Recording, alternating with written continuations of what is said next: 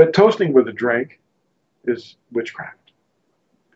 And then the word church itself, and you know how it became, actually since the King James Version, it became known as a building or the assembly itself or the hierarchy. But in reality, that's not a good thing to call us. And the real name of this word comes from, well, Kirke or Circe. And you know, not many people probably do know this, but that's the name of a Greek sorceress, a witch. I mean, sorceresses or witches, they do things that witches do. You know, what was it that our man said in the movie? Witches are as witches do. No, that wasn't what he said. But stupid is as stupid does. You know, and then there's the word that I think is one of your favorite new words, and it's not this word, lexomorphosis.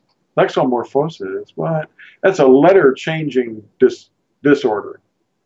Oh, that letter is this letter. No, it isn't. But anyway, I think you'd enjoy this.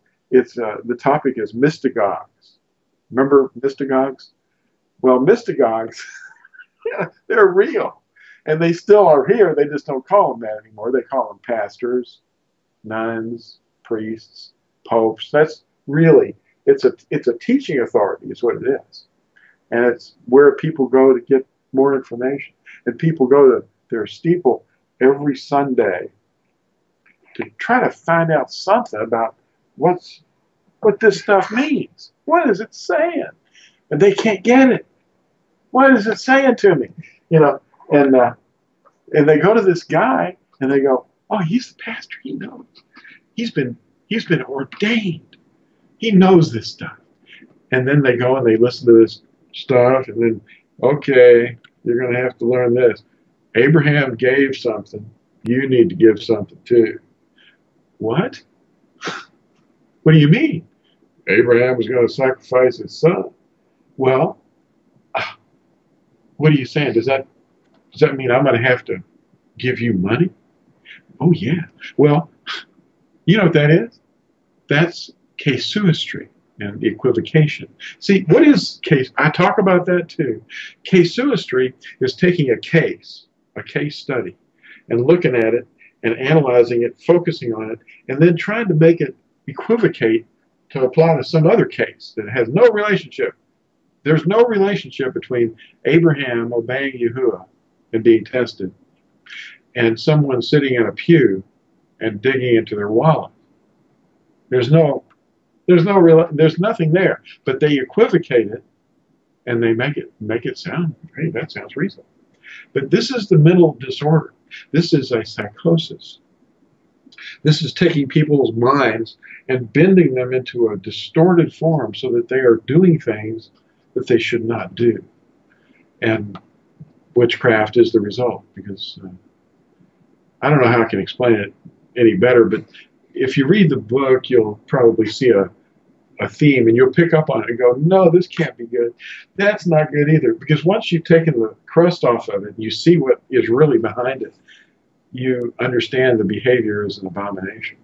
Then I go into the Ten Commandments, and then I discuss the sacraments, and they're really helping you out, aren't they? And Christmas, I just tell them right out, this is a satanic practice. It's associated with sun worship and the birthday of the sun, you know, with the winter solstice.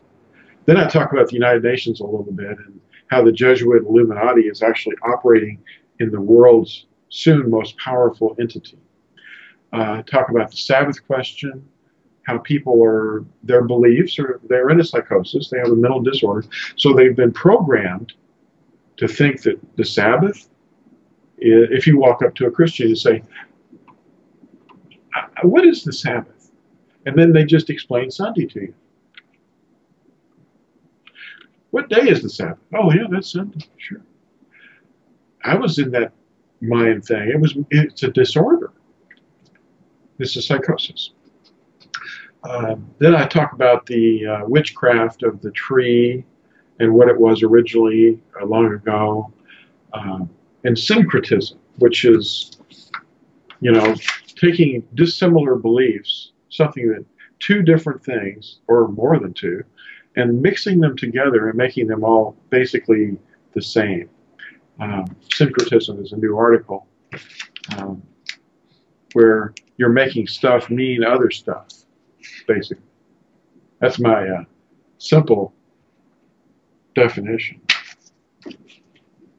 And then legalism, I talk about that right out in the open, and challenge people and say, well, would you have any